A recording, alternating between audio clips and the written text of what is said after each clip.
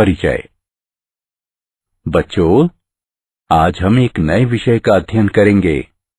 आगे बढ़ने से पहले क्या कोई मुझे कार्बोहाइड्रेट के विषय में बताएगा? हाँ सर, इससे हमारे शरीर को ऊर्जा मिलती है। शाबाश रवि। प्रतिदिन की जिंदगी में कार्बोहाइड्रेट हमारे शरीर के लिए ऊर्जा का प्रमुख स्रोत हैं। फल, सब्जी, दूध आदि कार्बोहाइड्रेट के मुख्य स्रोत हैं। सर, और हमें सूर्य के प्रकाश से क्या मिलता है? ये एक अच्छा प्रश्न है रमन। सूर्य के प्रकाश से हम विटामिन डी प्राप्त करते हैं। ये हमारे शरीर में कैल्शियम तथा फास्फोरस के अवशोषण तथा उपापचय को बढ़ाता है। सर, यदि हमारे शरीर को विटामिन डी नहीं मिलेगी तो क्या होगा? रमन, विटामिन डी की कमी से अनेक गंभीर रोग जैसे रिकेट्स, मोटापा, हृदय के रोग या उच्च रक्तचाप हो सकता है। बच्चों, आज हम जैव अणु अध्याय में इन सभी विषयों का अध्ययन करेंगे। उद्देश्य। इस पाठ के अंत में आप निम्न करने में सक्षम हो जाएंगे। जैव अणु को परिभाषित करना, कार्बोहाइड्रेट्स का वर्णन करना, कार्बोहाइड्रेट का वर्गीकरण करना, प्रोटीनों की व्याख्या करना, एमिनो अम्लों का वर्गीकरण करना, प्रोटीनों की संरचना को जानना, एंजाइम को परिभाषित करना, विटामिनों के बारे में जानना, विटामिनों तथा उनकी कमी से होने वाले रोगों का वर्गीकरण करना और न्यूक्लिक अम्ल की संरचना की व्याख्या करना। परिभाषा। जैव रसायन विज्ञान की वो शाखा है जिसके अंतर्गत जीवों के रासायनिक संगठन तथा उनकी संरचना और उनके अंदर होने वाले विभिन्न रासायनिक परिवर्तनों का अध्ययन किया जाता है। जीवन का आधार बनाने वाले जटिल कार्बनिक अणु जो कि जीवों के निर्माण, उनके विकास और रखरखाव के लिए आवश्यक होते हैं, जैव अणु कहलाते हैं। जैव अणु जीवधारियों के साथ एक क्रम में जुड़े होते हैं। जीवधारी, अंग, ऊतक, कोशिका, अंगक तथा जैव अणु। कोशिका। कोशिका जीवन की एक मौलिक इकाई है। ये इतनी सूक्ष्म यानी छोटी होती है कि इसे नग्न आंखों से नहीं देखा जा सकता है, अतः इन्हें देखने के लिए सूक्ष्मदर्शी का प्रयोग किया जाता है। कोशिकाएं जीवन के लिए आवश्यक रसायनों के पैकेट हैं। कोशिका में वृद्धि करने तथा विभक्त होकर नई कोशिकाओं के निर्माण करने की क्षमता होती है। ये संतति कोशिकाएं आगे चलकर विभक्त होकर नई कोशिकाओं को उत्पन्न करती हैं। कोशिकाएं परस्पर जुड़कर ऊतकों का निर्माण करती हैं। ऊतक परस्पर मिलकर अंगों का निर्माण करते हैं और अंग परस्पर मिलकर जीवों का निर्माण करते हैं। एक जीवित कोशिका में 50 तत्व शामिल होते हैं। एक जीवित कोशिका में सबसे प्रचुर मात्रा में मिलने वाला पदार्थ जल होता है, जो कि कोशिका का कुल 70% भार बनाता है। जल के अतिरिक्त कोशिका में बड़ी संख्या में कार्बन यौगिक पाए जाते हैं। कार्बोहाइड्रेट। कार्बोहाइड्रेट यौगिकों जैसे glucose, fructose, sucrose, starch, cellulose आदि की एक महत्वपूर्ण श्रेणी का निर्माण करते हैं, जो कि हमारे प्रतिदिन के क्रियाकलापों में एक महत्वपूर्ण भूमिका निभाते हैं। कार्बोहाइड्रेटों को पॉलीहाइड्रोक्सी एल्डिहाइड अथवा कीटोन या उन यौगिकों के रूप में परिभाषित किया जा सकता है जो उन्हें जल अपघटित कर सकते हैं। इन्हें सैकेराइड्स के नाम से भी जाना जाता है। ये हमारे भोजन का सर्वश्रेष्ठ स्रोत हैं। ये मुख्यतः पौधों से उत्पन्न होते हैं। सामान्य सूत्र CXH2O Y वाले यौगिकों को कार्बोहाइड्रेट नाम दिया गया था। कार्बोहाइड्रेटों का वर्गीकरण। कार्बोहाइड्रेटों को जल अपघटन में उनके व्यवहार के आधार पर मुख्यतः निम्नलिखित 3 वर्गों मोनोसैकेराइड, ओलिगोसैकेराइड, पॉलीसैकेराइड में वर्गीकृत किया गया है। मोनोसैकेराइड ये ऐसे सरल कार्बोहाइड्रेट होते हैं जिनका जल अपघटन नहीं किया जा सकता है तथा ये सरलतम कार्बोहाइड्रेट ही रहते हैं। उदाहरण ग्लूकोज, फ्रक्टोज। ओलिगोसैकेराइड ये ऐसे कार्बोहाइड्रेट हैं जो कि जल अपघटन द्वारा मोनोसैकेराइड की 2 से 9 इकाइयां देते हैं। इनकी उपश्रेणियां होती हैं जो कि एक निश्चित ओलिगोसैकेराइड के जल अपघटन द्वारा निर्मित मोनोसैकेराइड इकाइयों की वास्तविक संख्या पर निर्भर करती हैं।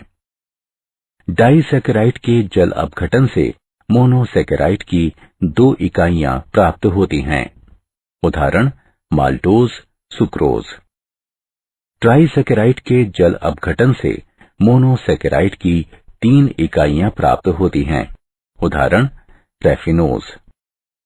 टेट्रासैकेराइड के जल अपघटन से मोनोसैकेराइड की 4 इकाइयां प्राप्त होती हैं। उदाहरण स्टेकिलोज। पॉलीसैकेराइड ये ऐसे कार्बोहाइड्रेट हैं जो कि बहुलक अणु होते हैं तथा जिनके जल अपघटन से अनेक संख्या में मोनोसैकेराइड की इकाइयां प्राप्त होती हैं। उदाहरण स्टार्च, ग्लाइकोजन तथा सेल्यूलोज। मोनोसैकेराइड्स। एल्डिहाइड समूह वाले मोनोसैकेराइड्स एल्डोज कहलाते हैं, जबकि कीटोनिक समूह वाले मोनोसैकेराइड्स कीटोज कहलाते हैं। कार्बन परमाणुओं की संख्या के आधार पर इन्हें विभिन्न श्रेणियों में वर्गीकृत किया जा सकता है। 3, 4, 5, 6 तथा 7 कार्बन परमाणुओं वाले मोनोसैकेराइड्स क्रमशः ट्रायोज, टेट्रोज, पेंटोज, हेक्सोज तथा हेप्टोज कहलाते हैं।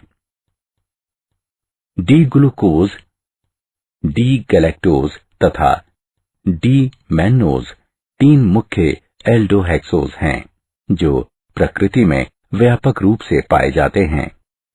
मोनोसैकेराइड के नाम के पहले लगा हुआ डी अक्षर विन्यास को दर्शाता है क्योंकि ये ग्लिसरैल्डिहाइड से व्युत्पन्न हुए हैं।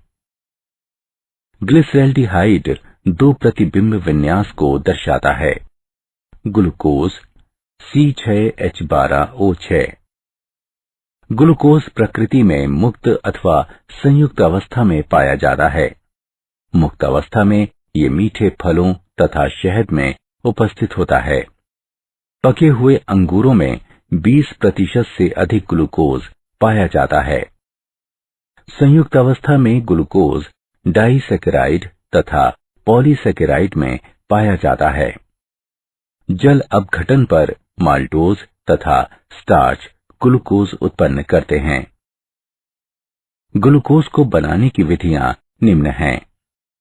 इक्षु शर्करा के जल अपघटन द्वारा ये अल्कोहल की उपस्थिति में तनु हाइड्रोक्लोरिक अम्ल के प्रयोग द्वारा इक्षु शर्करा के जल अपघटन से बनाया जा सकता है। ग्लूकोज तथा फ्रक्टोज दोनों समान मात्रा में निर्मित होते हैं। ग्लूकोज फ्रक्टोज की तुलना में इथाइल अल्कोहल में कम घुलनशील होता है, अतः ये क्रिस्टलों के रूप में निकलता है। स्टार्च के जल अपघटन द्वारा औद्योगिक स्तर पर ग्लूकोज को स्टार्च के जल अपघटन से प्राप्त किया जाता है। इसके लिए स्टार्च को तनु सल्फ्यूरिक अम्ल के साथ 393 केल्विन और 2 से 3 bar ताप पर क्वथन किया जाता है। ग्लूकोज की रासायनिक अभिक्रियाएं। ग्लूकोज की खुली श्रृंखला संरचना में एक एल्डिहाइड समूह, एक प्राथमिक एल्कोहलिक समूह और 4 द्वितीयक एल्कोहलिक समूह पाए जाते हैं। ग्लूकोज हाइड्रोजन साइनाइड के साथ संयोग करके ग्लूकोज साइनोहाइड्रिन का निर्माण करता है। ग्लूकोज हाइड्रोक्सिल एमीन के साथ अभिक्रिया करने पर एक ऑक्सीन जैसे एल्डिहाइड देता है। ग्लूकोज फिनाइल हाइड्राजीन के साथ अभिक्रिया करके फिनाइल हाइड्राजोन देता है। ग्लूकोज एसिटिक एनहाइड्राइड के साथ अभिक्रिया करके पेंटा एसीटेट बनाता है, जो ग्लूकोज में 5 OH समूहों की उपस्थिति की पुष्टि करता है। दुर्बल ऑक्सीकरण कर्मक द्वारा ग्लूकोज ऑक्सीकृत होकर ग्लूकोनिक अम्ल का निर्माण करता है। सुदृढ़ ऑक्सीकरण कर्मक द्वारा ग्लूकोज ऑक्सीकृत होकर ग्लूकेरिक अम्ल का निर्माण करता है। सोडियम अमलगम के साथ अपचयन करके ग्लूकोज सार्बिटॉल एक हेक्साहाइड्रिक अल्कोहल में अपचयित हो जाता है। जब ग्लूकोज तनुक्षारीय विलयन के साथ अभिक्रिया करता है, तब ये उत्क्रमणीय समावयवीकरण से होकर गुजरता है तथा डी ग्लूकोज, डी मैन्नोज तथा डी फ्रक्टोज का साम्य मिश्रण बनाता है। ये टॉलिन अभिकर्मक, फेलिंग विलयन तथा बेनेडिक्ट विलयन को अपचयित करता है। ग्लूकोज की चक्रीय संरचना। कुछ साक्ष्य ये संकेत करते हैं कि डी ग्लूकोज की विवृत श्रृंखला संरचना साम्यावस्था में प्राथमिक रूप से 2 चक्रीय रूपों के साथ पाई जाती है। ये अनेक अभिक्रियाएं CHO समूह की अनुपस्थिति को दर्शाती हैं। ग्लूकोज 2 भिन्न क्रिस्टलीय रूपों में पाया जाता है, जिन्हें अल्फा तथा बीटा कहते हैं। ग्लूकोज का अल्फा रूप गलनांक 303 केल्विन, इसके सांद्र विलयन से 303 केल्विन ताप पर क्रिस्टलीकरण द्वारा प्राप्त किया जाता है, जबकि ग्लूकोज का बीटा रूप गलनांक 373 केल्विन पर ग्लूकोज के गर्म एवं संतृप्त विलयन से इसके क्रिस्टलीकरण से प्राप्त किया जाता है। ये परिवर्ती ध्रुवण घूर्णन को दर्शाती है। एक ध्रुवण घूर्णक यौगिक के विशेष घूर्णन का साम्यावस्था में परिवर्तन होना परिवर्ती ध्रुवण घूर्णन कहलाता है। यह परीक्षण इस तथ्य को दर्शाता है कि शर्कराएं साधारणतः चक्रीय हेमी एसिटेल या हेमिकीटल संरचनाओं के रूप में पाई जाती हैं तथा केवल बहुत कम अणु ही विवृत श्रृंखला संरचना में पाए जाते हैं। आवर्त संरचनाएं। चक्रीयकरण के परिणाम स्वरूप एनोमेरिक कार्बन असम्मित हो जाता है तथा फिशर प्रक्षेप में नवीन निर्मित OH समूह या तो बाईं तरफ अथवा दाईं तरफ पाया जाता है। इसके परिणाम स्वरूप 2 समावयवी बनते हैं। ऐसे समावयवी जिनमें हाइड्रोक्सिल समूह C1 के दाईं तरफ स्थित होता है, अल्फा डी समावयवी कहलाते हैं। ऐसे समावयवी जिनमें हाइड्रोक्सिल समूह C1 के बाईं तरफ स्थित होता है, बीटा डी समावयवी कहलाते हैं। आवर्त संरचना में वलय यानी रिंग के निचले मोटे किनारे यानी सिरे पर्यवेक्षक के सबसे पास होते हैं। फिशर प्रक्षेप में दाईं तरफ वाले समूह आवर्त संरचना में वलय यानी रिंग की सतह के नीचे लिखे होते हैं। फिशर प्रक्षेप में बाईं तरफ वाले समूह आवर्त संरचना में वलय यानी रिंग की सतह के ऊपर लिखे होते हैं। फ्रक्टोज। फ्रक्टोज पौधों में पाया जाने वाला एक सरल मोनोसेकेराइड है। ग्लूकोज तथा ग्लैक्टोज के साथ ये 3 खाद्य मोनोसेकेराइडों में से एक है, जो कि पाचन के दौरान सीधे ही रुधिर धारा में अवशोषित हो जाते हैं। पके हुए फलों के रसों तथा शहद में ये ग्लूकोज के साथ पाया जाता है। ये लेव्युलोज भी कहलाता है, क्योंकि प्राकृतिक फ्रक्टोज लेवोरोटेटरी होता है। संयुक्त अवस्था में ये सुक्रोज तथा इन्युलिन नामक पॉलीसेकेराइड में पाया जाता है। औद्योगिक स्तर पर ये तनु सल्फ्यूरिक अम्ल से इन्युलिन के जल अपघटन द्वारा बनाया जाता है। फ्रक्टोज के गुण। फ्रक्टोज के मुख्य गुण निम्नलिखित हैं। ये भी 2 चक्रीय अवस्थाओं में पाया जाता है, जो कि C5 पर OH की कीटोनिक समूह से C2 पर अभिक्रिया द्वारा निर्मित होता है। इस प्रकार 5 सदस्यीय वलय बनती है तथा इसकी फ्यूरेनोस संरचना होती है। ये भी परिवर्ती ध्रुवण घूर्णन को दर्शाता है। ये रंगहीन क्रिस्टलीय ठोस है तथा ये स्वाद में मीठा होता है। ये ग्लूकोज के मुकाबले जल तथा अल्कोहल में अधिक घुलनशील होता है। ये भी टॉलेन अभिकर्मक, फेहलिंग विलयन तथा बेनेडिक्ट विलयन को अपचयित करता है। डाइसैकेराइड। ऐसे कार्बोहाइड्रेट जो कि जल अपघटन पर मोनोसैकेराइड की 2 इकाइयां देते हैं, डाइसैकेराइड कहलाते हैं। उदाहरण के लिए जल अपघटन पर सुक्रोज अल्फा डी ग्लूकोज तथा बीटा डी फ्रक्टोज देता है। इसका अर्थ यह है कि डाइसैकेराइड मोनोसैकेराइड की 2 इकाइयों के संघनन अभिक्रिया द्वारा बने होते हैं। मोनोसैकेराइड के हेमी एसिटल जल के अणु के निष्कासन के साथ संघनित हो जाते हैं। ऐसे आबंध जो कि 2 मोनोसैकेराइड इकाइयों को परस्पर जोड़ते हैं, ग्लाइकोसाइडिक बंध कहलाते हैं। सभी डाइसैकेराइड क्रिस्टलीय ठोस तथा जल में घुलनशील होते हैं। ये 2 श्रेणियों में बटे होते हैं। अपचायी शर्करा। यदि किसी मोनोसैकेराइड इकाई का अपचायी केंद्र मुक्त होता है तो डाइसैकेराइड शर्करा अपचायी होती है तथा अनअपचायी शर्करा। यदि 2 मोनोसैकेराइड इकाइयां अपने कार्बोनिल समूह द्वारा परस्पर जुड़ी होती हैं तो डाइसैकेराइड शर्करा अनअपचायी होती है। सुक्रोज। सुक्रोज सर्वाधिक मात्रा में पाया जाने वाला डाइसैकेराइड है तथा ये सभी प्रकाश संश्लेषी पौधों में पाया जाता है। ये एक सफेद क्रिस्टलीय ठोस है जो कि जल में घुलनशील होता है। जब ये इसके गलनांक द्रवण बिंदु से ऊपर गर्म किया जाता है तो ये एक भूरे रंग का पदार्थ कैरामेल का निर्माण करता है। औद्योगिक रूप से ये गन्ने तथा चुकंदर से निकाला जाता है।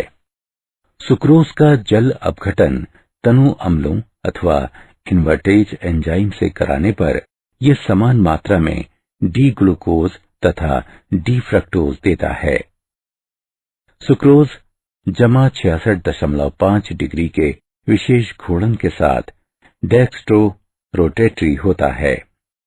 जल अपघटन पर सुक्रोज समान मात्रा में डेक्स्ट्रोटेटरी ग्लूकोज तथा लेवोरोटेटरी फ्रक्टोज का मिश्रण देता है।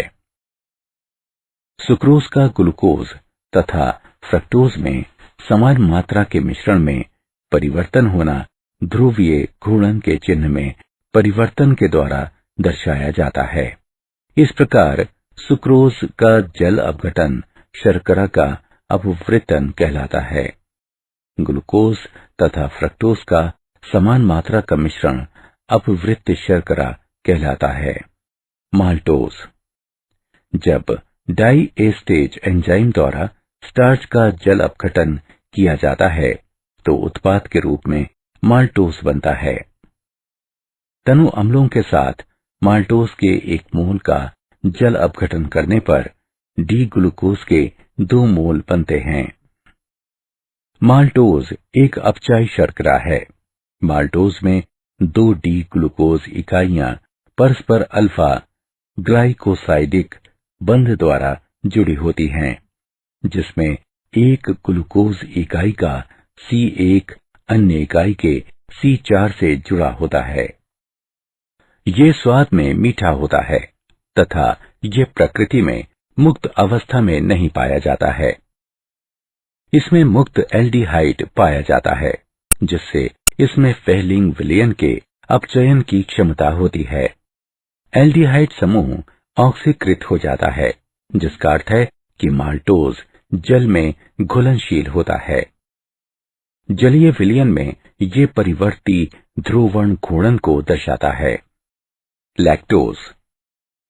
लैक्टोज एक डाइसैकेराइड है जो कि गैलेक्टोज तथा ग्लूकोज से मिलकर बना होता है। लैक्टोज अणु की एक विशेष आकृति होती है जो कि प्रकाश सूक्ष्मदर्शी द्वारा देखी जा सकती है। ये मुख्यतः गाय के दूध में पाया जाता है। ये दूध का लगभग 2 से 8% भाग बनाता है। ये दवा उद्योग में प्रयोग किया जाता है। इसके भौतिक गुणों तथा कम मूल्य के कारण ही इसका प्रयोग अधिक प्रचलित है। पॉलीसैकेराइड। पॉलीसैकेराइड मोनोसैकेराइड के बहुलक होते हैं जो कि परस्पर ग्लाइकोसाइडिक बंध द्वारा जुड़े होते हैं। ये ग्लाइकेन्स भी कहलाते हैं। ऐसे पॉलीसैकेराइड जो कि एकल मोनोसैकेराइड के बहुलक होते हैं होमोपॉलीसैकेराइड कहलाते हैं। एक होमोपॉलीसैकेराइड ग्लूकोज की अनेक इकाइयों से मिलकर बने होते हैं जिन्हें ग्लूकेन कहते हैं। 3 महत्वपूर्ण पॉलीसैकेराइड जो कि सभी ग्लूकेन होते हैं, स्टार्च, ग्लाइकोजन तथा सेल्यूलोज होते हैं। ये ग्लूकोज के बहुलक होते हैं तथा एक दूसरे से आणविक भार, ग्लूकोज अणुओं के मध्य बंध की प्रकृति तथा बहुलक श्रृंखला की डिग्री में भिन्न होते हैं। स्टार्च। ये एक सफेद पाउडर होता है जो कि जल में आंशिक रूप से घुलनशील होता है। जब ये जल के साथ गर्म किया जाता है तो ये एक कोलाइडी निस्पंदन बनाता है जिससे 2 मुख्य घटक निष्क्रिय किए जा सकते हैं। एक घटक एमिलोज तथा दूसरा एमिलोपेक्टिन कहलाता है। एमिलोज ये जल में घुलनशील होता है। ये अल्फा डी ग्लूकोज का एक रेखीय बहुलक होता है। एक एमिलोज में 1000 डी ग्लूकोपाइरेनोज इकाइयों से अधिक पाई जाती है जो कि अल्फा ग्लूकाइसाइडिक बंध द्वारा जुड़ी होती है, जिसमें एक इकाई का C1 अगली इकाई के C4 से जुड़ा होता है। एमिलोपेक्टिन ये स्टार्च का जल में अघुलनशील भाग होता है। एक ग्लूकोज इकाई के C6 तथा दूसरे के C1 के मध्य शाखा बनती हैं जो कि 20 से 25 इकाइयों के अंतराल पर पाई जाती हैं। इसका आणविक भार 1 से 6 मिलियन होता है। सेल्यूलोज। सेल्यूलोज डी ग्लूकोज इकाइयों का एक रेखीय बहुलक है जो कि बीटा ग्लाइकोसाइडिक बंध द्वारा जुड़े होते हैं। श्रृंखलाएं निकटवर्ती रज्जुकों की ग्लूकोज इकाइयों के मध्य पाए जाने वाले हाइड्रोजन बंधुओं द्वारा जुड़ी रहती हैं। श्रृंखलाओं का विन्यास बंडलों का निर्माण करता है जो कि इसकी संरचना को उभार प्रदान करता है। सेल्यूलोज डी ग्लूकोज इकाइयों के संघनन से भी बनता है। ये टॉलिन अभिकर्मक या फेलिंग विलयन को अपचयित नहीं करता है। यीस्ट के द्वारा इसका किण्वन नहीं होता है। ये आसानी से जल अपघटित नहीं हो सकता है। दाब में जब ये तनु सल्फ्यूरिक अम्ल के साथ गर्म किया जाता है तो ये जल अपघटित होकर डी ग्लूकोज देता है। मूल्यांकन। आइए आगे बढ़ने से पहले ये जानें कि आपने कितना सीखा। सही विकल्प को उठाकर उसके संगत स्थान पर रखें। ग्लाइकोजन। ग्लाइकोजन एक बहुशाखित पॉलीसैकेराइड है जो कि जंतुओं तथा कवक में संचित ऊर्जा के रूप में कार्य करता है। मनुष्य में ये प्राथमिक रूप से यकृत तथा पेशियों की कोशिकाओं में बनता तथा संचित होता है तथा लंबे समय तक द्वितीयक ऊर्जा संचार के रूप में कार्य करता है। ये ग्लूकोज का एक बहुलक है जो कि 1,4 अल्फा ग्लाइकोसाइडिक बंध द्वारा जुड़े होते हैं। यह एक सफेद पाउडर है जो कि जल में घुलनशील होता है। ये आयोडीन के साथ बैंगनी रंग देता है। ग्लाइकोजन का आणविक भार बहुत अधिक होता है, जो कि 2 गुणा 10 की घात 5 से 10 की घात 8 तक होता है। ये लगभग सभी मानव ऊतकों में पाया जाता है। यह यकृत में संचित होता है। जब शरीर को ग्लूकोज की आवश्यकता होती है तो एंजाइम ग्लाइकोजन को ग्लूकोज में तोड़ देते हैं। कार्बोहाइड्रेटों का महत्व। ये जैव ईंधन के रूप में कार्य करते हैं तथा जीवधारियों के कार्यों को करने के लिए ऊर्जा प्रदान करते हैं। ये कोशिका झिल्ली के घटकों के रूप में कार्य करते हैं। ये वसीय अम्लों के खंडन में सहायक होते हैं तथा कीटोसिस को रोकते हैं। सेल्यूलोज के व्युत्पन्न विस्फोटक सेलुलाइट बनाने में उपयोग में लाए जाते हैं। ये शरीर में विभिन्न उपापचयी क्रियाओं के नियंत्रण में सहायक हैं। सेल्यूलोज एसीटेट का उपयोग फोटोग्राफिक फिल्म तथा पैकेजिंग पदार्थों में किया जाता है। ये पौधों में संचित भोजन के रूप में उपस्थित होते हैं, जैसे कि स्टार्च, प्रोटीन। जीवित तंत्र में प्रोटीन सर्वाधिक प्रचुरता में पाया जाने वाला जैव अणु है। प्रोटीन के मुख्य स्रोत दूध, दालें, पनीर, मूंगफली, मछली, मांस आदि हैं। ये शरीर के सभी भागों में पाए जाते हैं तथा जीवन की संरचना तथा कार्यों का आधार बनाते हैं। ये शरीर की वृद्धि तथा रख रखाव के लिए भी आवश्यक होते हैं। प्रोटीन सजीवों के अंदर विभिन्न कार्यों को प्रतिपादित करते हैं। इन कार्यों के अंतर्गत उपापचयी अभिक्रियाओं का उत्प्रेरण करना, डीएनए का प्रतिकृतिकरण, उद्दीपनों के प्रति अनुक्रिया करना तथा अणुओं का एक स्थान से दूसरे स्थान तक परिवहन करना आदि शामिल हैं। एमिनो अम्ल। ये एमिनो व्युत्पन्न कार्बोक्सिलिक अम्ल होते हैं। अल्फा एमिनो अम्ल प्रोटीनों तथा पेप्टाइडों के मूलभूत अंग होते हैं। अल्फा एमिनो अम्लों में एमिनो समूह अल्फा कार्बन परमाणु पर स्थित होता है। किसी अणु में एमिनो तथा कार्बोक्सिलिक समूहों की आपेक्षिक संख्या के आधार पर एमिनो अम्लों को उदासीन, अम्लीय तथा क्षारीय एमिनो अम्लों में वर्गीकृत किया गया है। उदासीन एमिनो अम्ल। यदि अणु में एमिनो तथा कार्बोक्सिलिक समूहों की संख्या समान हो तो ऐसे एमिनो अम्ल उदासीन एमिनो अम्ल कहलाते हैं। उदाहरण ग्लाइसीन। क्षारीय एमिनो अम्ल।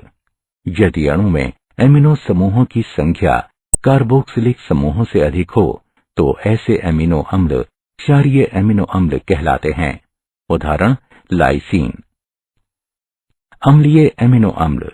यदि अणु में एमिनो समूहों की संख्या कार्बोक्सिलिक समूहों से कम हो तो ऐसे एमिनो अम्ल अम्लीय एमिनो अम्ल कहलाते हैं। उदाहरण एस्पार्टेट। आवश्यक तथा अनावश्यक एमिनो अम्ल। सभी जीवों, पौधों तथा जंतुओं द्वारा एमिनो अम्ल संश्लेषित हो सकते हैं। ऐसे एमिनो अम्ल जो कि शरीर में संश्लेषित होते हैं अनावश्यक एमिनो अम्ल कहलाते हैं।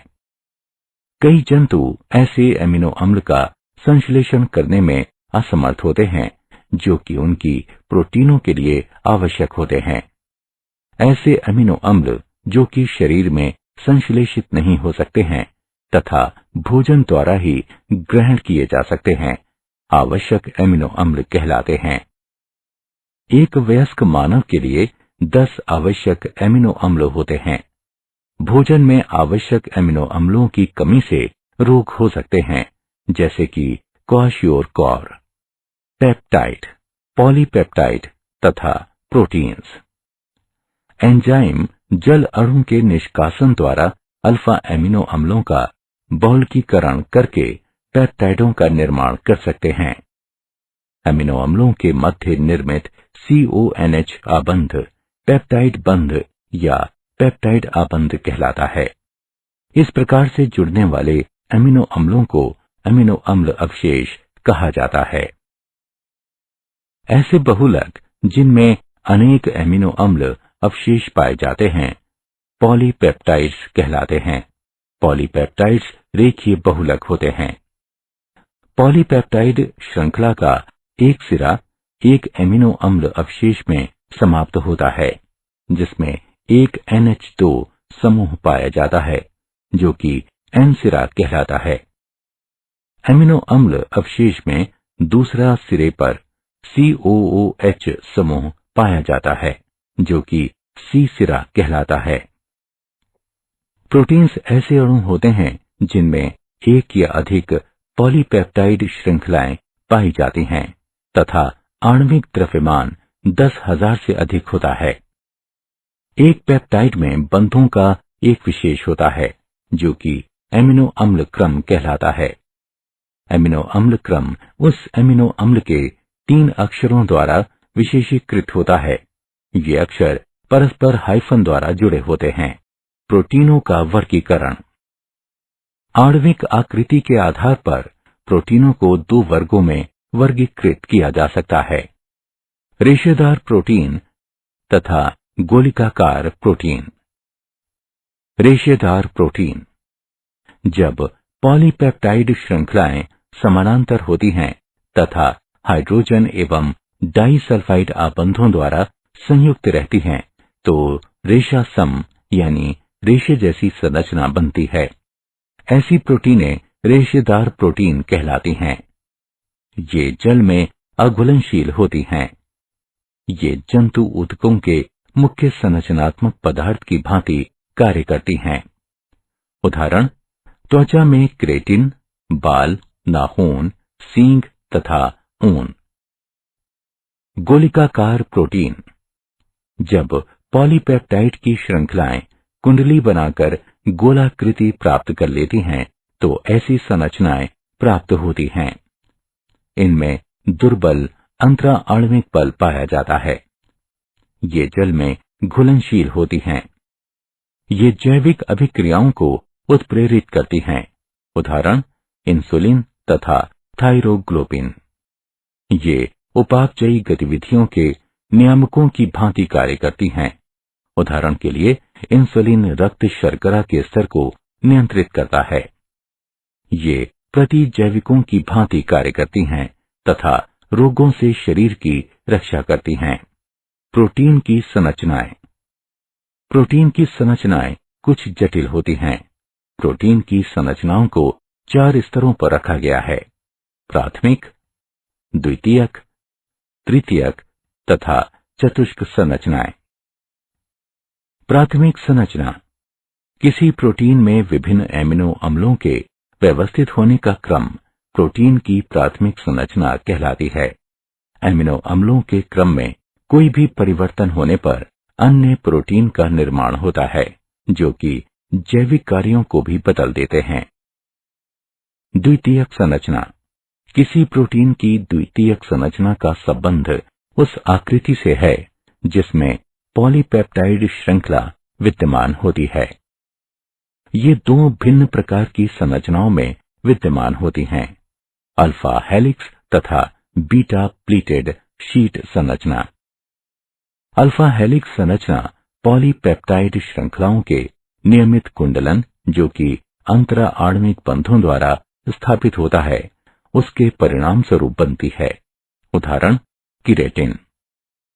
बीटा प्लीटेड संरचना में सभी पॉलीपेप्टाइड श्रृंखलाएं लगभग अधिकतम विस्तार तक खिंची रहकर एक दूसरे के पाश में स्थित होती हैं तथा आपस में अंतरा आणविक हाइड्रोजन आबंध द्वारा जुड़ी रहती हैं। उदाहरण, रेशम, सिल्क। तृतीयक संरचना। ये द्वितीयक संरचना के और अधिक वलन यानी लिपटना को प्रदर्शित करती हैं। चतुष्क संरचना। कुछ प्रोटीनें 2 या अधिक पॉलीपेप्टाइड श्रृंखलाओं से मिलकर बनी होती हैं, जिन्हें उप इकाइयों के रूप में जाना जाता है। इन उप इकाइयों का सप्रिल विन्यास एक दूसरे के प्रति चतुष्क संरचना कहलाती है। प्रोटीनों का विकृतीकरण। जैविक निकाय में पाई जाने वाली विशेष त्रिविमा संरचना तथा जैविक सक्रियता वाले प्रोटीन प्राकृत प्रोटीन कहलाता है। जब प्राकृत प्रोटीन में भौतिक परिवर्तन करते हैं, जैसे ताप में परिवर्तन अथवा रासायनिक परिवर्तन करते हैं, जैसे पीएच में परिवर्तन आदि किया जाता है, तो हाइड्रोजन आबंधों में अस्त व्यस्तता उत्पन्न हो जाती है। स्कंदन भी प्रोटीन की जैविक क्रियाओं को खो देता है। इस प्रकार निर्मित स्कंदन प्रोटीनें विकृतीकृत प्रोटीनें कहलाती हैं। वो प्रक्रिया जिसमें प्रोटीनों के भौतिक गुणों के साथ साथ जैविक गुणों में परिवर्तन हो जाता है, प्रोटीनों का विकृतीकरण कहलाती हैं। उदाहरण, अंडे की सफेदी का स्कंदन तथा दही का जमना। एंजाइम। एंजाइम जैव उत्प्रेरक होते हैं। ये साधारणतः गोलिकाकार प्रोटीन होते हैं जो कि जैव तंत्रों में जैव उत्प्रेरकों की भांति कार्य करते हैं। इनमें अभिक्रियाओं की गति तीव्र करने की अद्भुत क्षमता होती है। उदाहरण के लिए, यदि हमारे भोजन नलिका में एंजाइम उपस्थित नहीं होते तो एक बार के भोजन के पाचन में लगभग 50 वर्ष का समय लगेगा।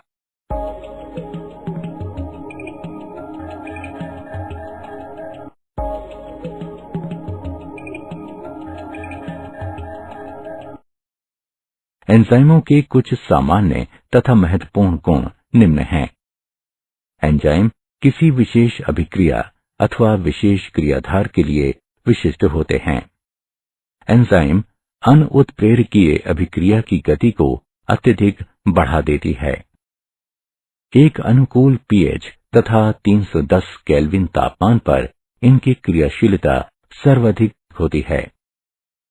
यहां तक कि एंजाइम की बहुत कम मात्रा भी एक अभिक्रिया की गति को बढ़ा देती है।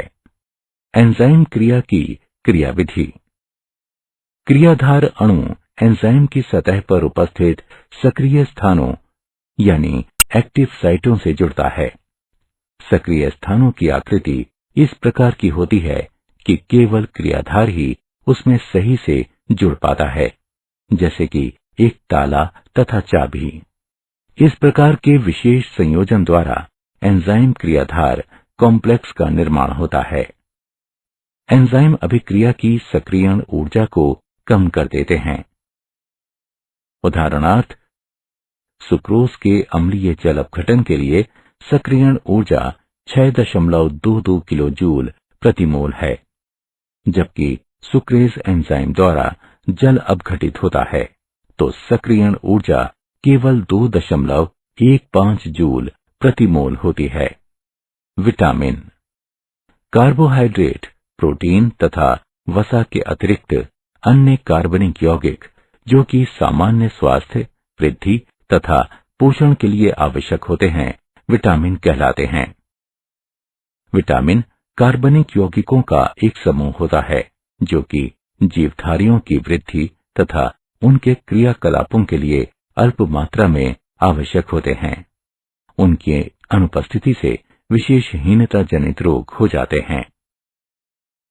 विटामिन जटिल कार्बनिक यौगिक होते हैं जो कि ए, बी, सी, टी, ई, एच के अक्षरों द्वारा दर्शाए जाते हैं। पौधे सभी विटामिनों का संश्लेषण कर सकते हैं, किंतु कुछ विटामिन जंतुओं द्वारा निर्मित होते हैं। विटामिन डी सूर्य के प्रकाश द्वारा त्वचा में निर्मित हो सकते हैं। विटामिन, उनके स्रोत तथा हीनता जनित रोग। विटामिन ए वसा तथा तेल में घुलनशील होता है। ये वृद्धि तथा दृष्टि के लिए आवश्यक होता है। विटामिन बी एक जल में घुलनशील होता है तथा ऊष्मा द्वारा विखंडित होता है। विटामिन बी 2 जल में घुलनशील होता है। ये ऊष्मा के प्रति स्थायी होता है तथा ऊष्मा द्वारा विखंडित होता है।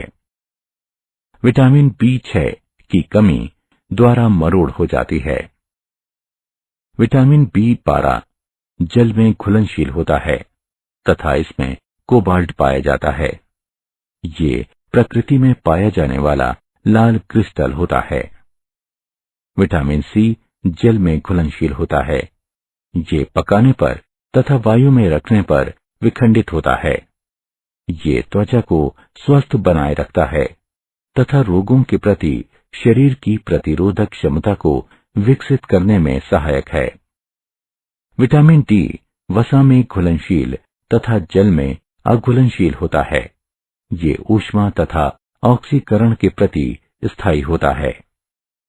विटामिन ई वसा में घुलनशील तथा जल में अघुलनशील होता है। ये ऊष्मा तथा ऑक्सीकरण के प्रति स्थायी होता है। विटामिन एच वसा तथा जल में अघुलनशील होता है। विटामिन के वसा में घुलनशील तथा जल में अघुलनशील होता है। ये ऊष्मा तथा ऑक्सीकरण के प्रति स्थायी होता है। विटामिनों का वर्गीकरण। विटामिनों की घुलनशीलता के आधार पर इन्हें दो मुख्य श्रेणियों में वर्गीकृत किया गया है। वसा विलय विटामिन। इस वर्ग में उन विटामिनों को रखा गया है जो वसा तथा तेल में विलय होते हैं, परंतु जल में अविलय। ये विटामिन ए, डी, ई तथा के हैं। ये यकृत तथा एडिपोज यानी वसा संग्रहित करने वाला ऊतक में संग्रहित रहते हैं। इन विटामिनों को अधिक मात्रा में ग्रहण करने पर अधिविटामिनता हो जाती है। जल में विलय विटामिन। बी वर्ग के विटामिन तथा विटामिन सी जल में विलय होते हैं, अतः इन्हें एक साथ इस वर्ग में रखा गया है। जल में विलय विटामिन की पूर्ति हमारे आहार में नियमित रूप से होनी चाहिए, क्योंकि इन्हें हमारे शरीर में संचित नहीं किया जा सकता है। विटामिन एच एक अपवाद है, क्योंकि ये जल तथा वसा में अघुलनशील होता है। न्यूक्लिक अम्ल। न्यूक्लिक अम्ल न्यूक्लियोटाइडों की लंबी श्रृंखला वाले बहुलक होते हैं। ये आनुवंशिक गुणों के स्थानांतरण तथा प्रोटीनों के जैव संश्लेषण में महत्वपूर्ण भूमिका निभाते हैं। न्यूक्लिक अम्ल प्रोटीनों के साथ संयुग्मित होकर न्यूक्लियोप्रोटीन का निर्माण करते हैं। न्यूक्लिक अम्ल दो प्रकार के होते हैं, डीऑक्सीराइबोस न्यूक्लिक अम्ल यानी डीएनए तथा राइबोस न्यूक्लिक अम्ल यानी आरएनए। न्यूक्लिक अम्ल में एन युक्त दो प्रकार के विषम चक्रीय क्षारक पाए जाते हैं, प्यूरिन तथा पिरिमिडिन। प्यूरिन क्षारक एडेनिन तथा ग्वानिन प्यूरिन क्षारकों की श्रेणी में आते हैं, क्योंकि इनमें प्यूरिन की भांति विषम चक्रीय यौगिक पाए जाते हैं। पिरिमिडिन क्षारक ये ऐसे यौगिकों का एक समूह है जिसके अंतर्गत साइटोसिन, थायमीन तथा यूरेसिल आते हैं, जो कि न्यूक्लिक अम्लों के घटक हैं, डीएनए तथा आरएनए। डीऑक्सीराइबोस न्यूक्लिक अम्ल ये डीऑक्सीराइबोस पेंटोज शर्करा तथा एडेनिन, ग्वानिन, थायमीन तथा साइटोसिन क्षारों से मिलकर बना होता है। शर्करा इकाई के C5 पर एक फॉस्फेट समूह उपस्थित होता है। डीऑक्सीराइबो न्यूक्लियोटाइड्स की इकाइयां फॉस्फेट समूह द्वारा जुड़ी होती हैं। इस प्रकार ये डीऑक्सीराइबो न्यूक्लियोटाइड्स के जैव बहुलक होते हैं तथा इनमें पॉलीन्यूक्लियोटाइड्स की द्विकुंडलित संरचना पाई जाती है। डीएनए के दोनों रज्जुक परस्पर एक दूसरे के पूरक होते हैं। ये आनुवांशिक सूचनाओं का वाहक होता है तथा विशिष्ट प्रोटीन के निर्माण के लिए ये सूचनाओं तथा निर्देशों को कोशिका में भेजता है। राइबोस न्यूक्लिक अम्ल इसमें राइबोस शर्करा, 2 पिरिमिडिन तथा 2 प्यूरिन क्षारक पाए जाते हैं। शर्करा इकाई के C5 पर एक फॉस्फेट समूह उपस्थित होता है। राइबो न्यूक्लियोटाइड्स की इकाइयां फॉस्फेट समूह द्वारा जुड़ी होती हैं। ये राइबो न्यूक्लियोटाइड्स के जैव बहुलक होते हैं तथा एकल कुंडलित संरचना पाई जाती है। आरएनए मेमोरी को संचित करने की प्रक्रिया से जुड़ा होता है तथा ये प्रोटीन के जैव संश्लेषण में सहायक है। न्यूक्लिक अम्लों के जैविक कार्य। आनुवंशिक स्थानांतरण। डीएनए की द्विकुंडलित संरचना जीव की आनुवंशिक सूचनाओं का संग्रह घर होता है। वो प्रक्रिया जिसके द्वारा एक डीएनए अणु कोशिका के केंद्रक में स्वयं दो समान अणुओं का निर्माण करता है, प्रतिकरण कहलाता है। प्रोटीन संश्लेषण। ये प्रोटीन के संश्लेषण में एक महत्वपूर्ण भूमिका निभाता है। ये दो चरणों में पूर्ण होता है। अनुलेखन। डीएनए की एक रज्जुक से आनुवंशिक सूचनाओं का आरएनए में प्रतिलिपिकरण करने की प्रक्रिया को अनुलेखन कहते हैं। स्थानांतरण।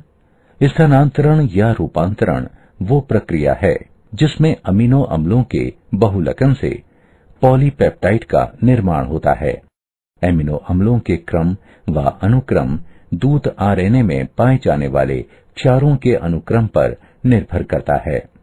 क्या आप जानते हैं, डीएनए सीढ़ी के पार्श्व शर्करा तथा फॉस्फेट अणुओं से मिलकर बने होते हैं। हमारा पूरा डीएनए क्रम न्यूयॉर्क शहर की टेलीफोन डायरेक्टरी के 200 से 1000 पृष्ठ भर देगा। रक्त शर्करा स्तर दो हार्मोनों ग्लूकागोन तथा इंसुलिन द्वारा नियंत्रित होते हैं, जो कि अग्नाशय द्वारा स्रावित किए जाते हैं। सारांश। आइए हमने जो कुछ सीखा है उसे संक्षेप में दोहराएं। जीवन का आधार बनाने वाले जटिल कार्बनिक अणु जो कि जीवों के निर्माण, उनके विकास और रखरखाव के लिए आवश्यक होते हैं, जैव अणु कहलाते हैं। कार्बोहाइड्रेटों को पॉलीहाइड्रॉक्सी एल्डिहाइड अथवा कीटोन या उन यौगिकों के रूप में परिभाषित किया जा सकता है जो उन्हें जल अपघटित कर सकते हैं। ग्लूकोज अल्कोहल की उपस्थिति में तनुओं हाइड्रोक्लोरिक अम्ल के प्रयोग द्वारा इक्षु शर्करा के जल अपघटन से बनाया जा सकता है। एक ध्रुवण घूर्णक यौगिक के विशेष घूर्णन का साम्यावस्था में परिवर्तन होना परिवर्ती ध्रुवण घूर्णन कहलाता है। सुक्रोज का ग्लूकोज तथा फ्रक्टोज में समान मात्रा के मिश्रण में परिवर्तित होना ध्रुवीय घूर्णन के चिन्ह में परिवर्तन के द्वारा दर्शाया जाता है।